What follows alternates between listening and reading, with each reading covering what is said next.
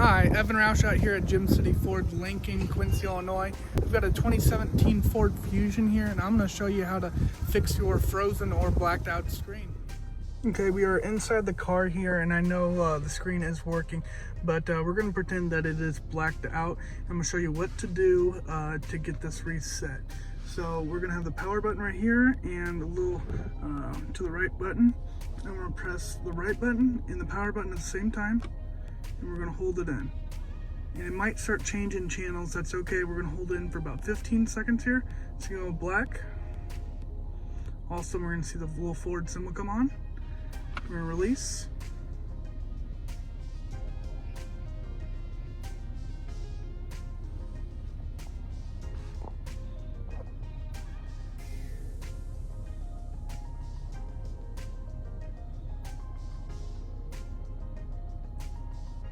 Now it should be back up and working.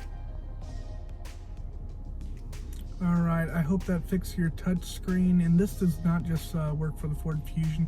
This works for all Ford models, F-150, Explorer, Escape, any Ford vehicle with this touch screen. If that did help out, make sure you hit the thumbs up button on the video and subscribe to me for more content.